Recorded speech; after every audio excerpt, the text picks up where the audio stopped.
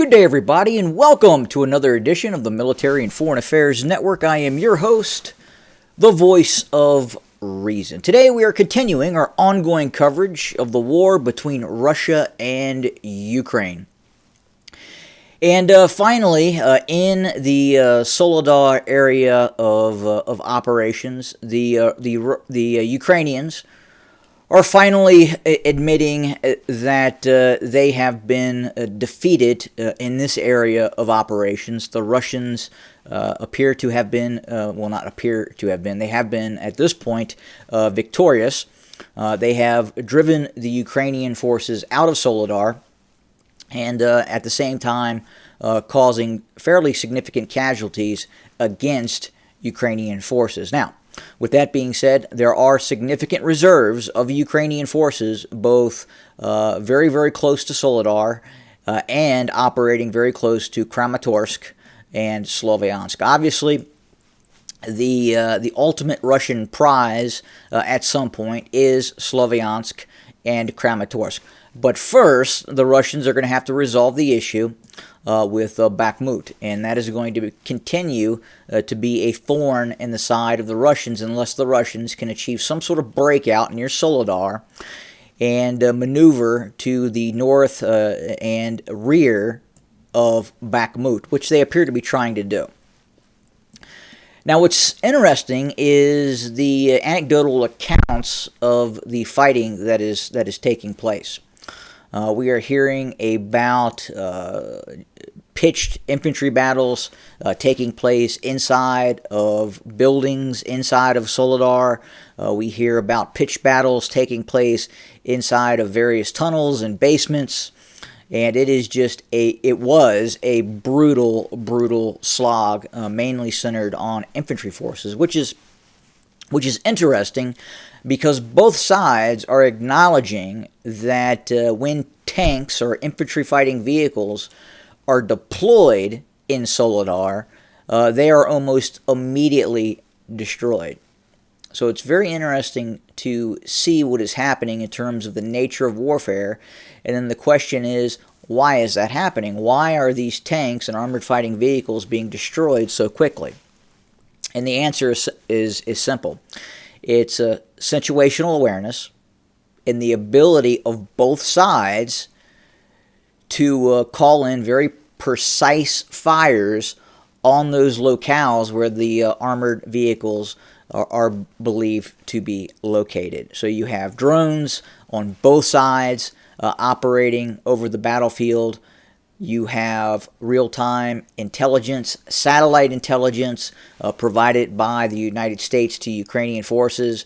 The Russians probably are operating more drones over Soledar than the Ukrainians. The Russians have been doing a very effective job recently of taking down the Ukrainian drone systems.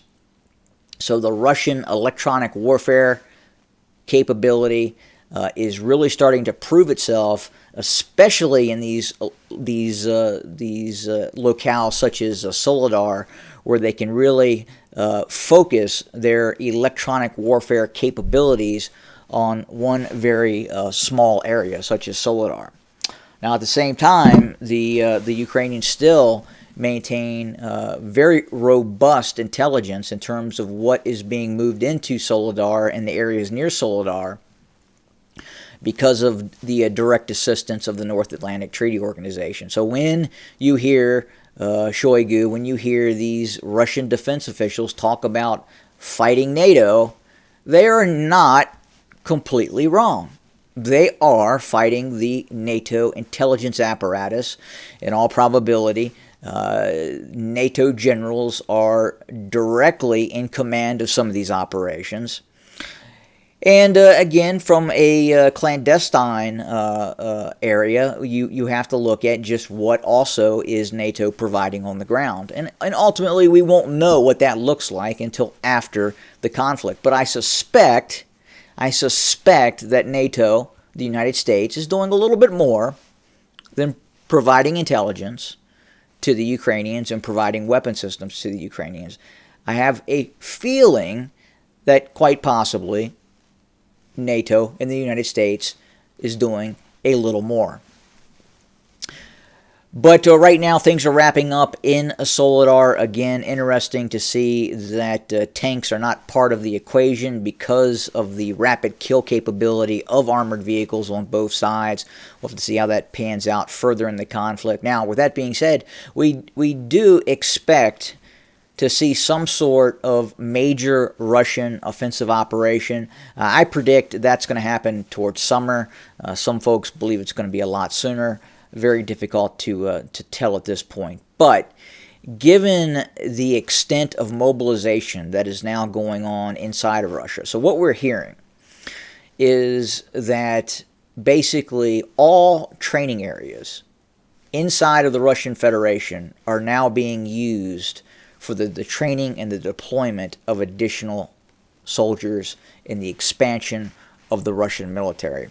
Look, the Russian military is going to get very big very quickly. Going into next year, late summer, going into winter, going into 2024, this Russian military is going to look a lot different than it looked prior to the invasion of Ukraine. It's going to be massively bigger, with probably a lot more capabilities, given what we're seeing out of the Russian military-industrial complex, and again, the expansion of the Russian army.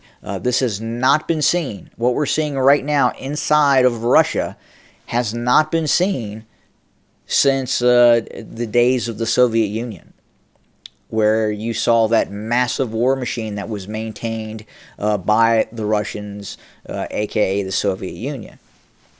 And that's going to continue.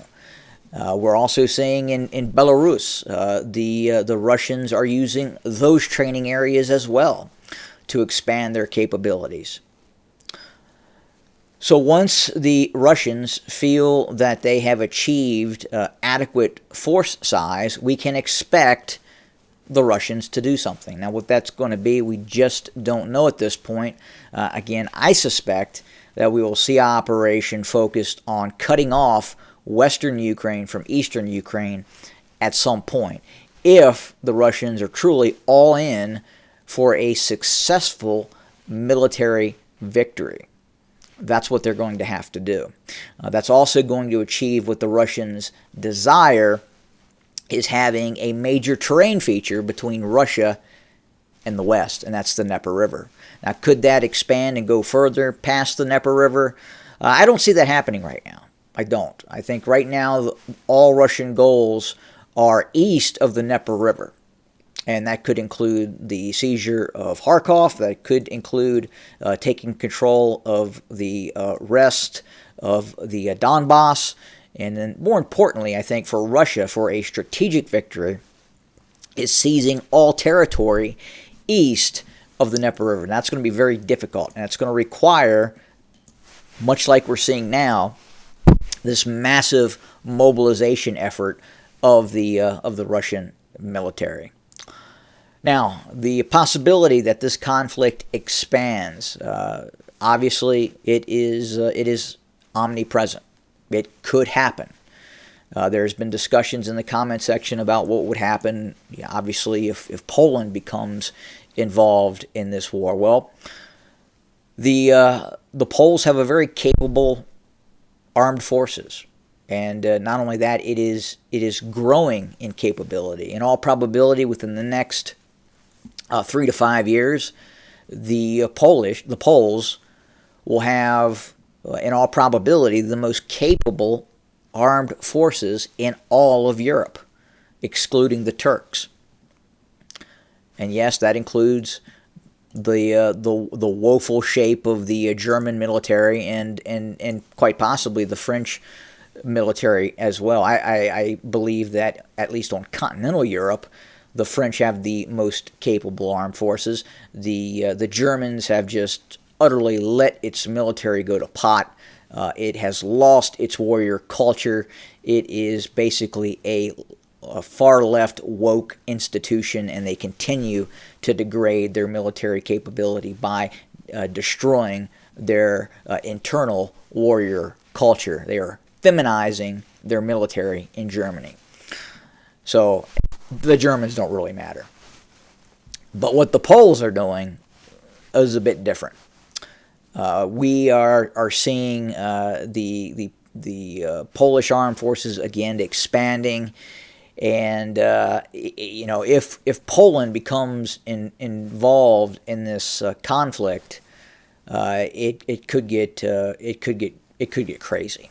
Quite frankly, given the capability of the Polish armed forces, and again, given Poland is a NATO member, the prospect of this spinning out of control and the United States getting involved is highly probable. And then we have World War III, and we'll probably see the release of nuclear weapons. But that's my take on it.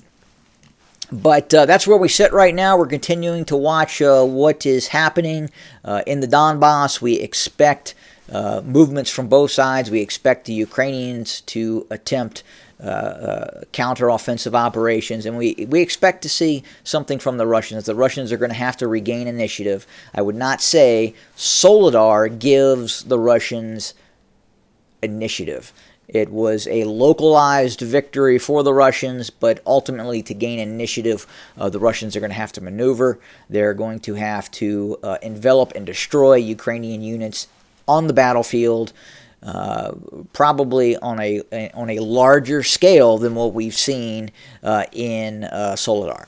So we'll continue to monitor. We'll continue to report. Thank you for joining us today. More to come very, very soon. And as always, have a good day.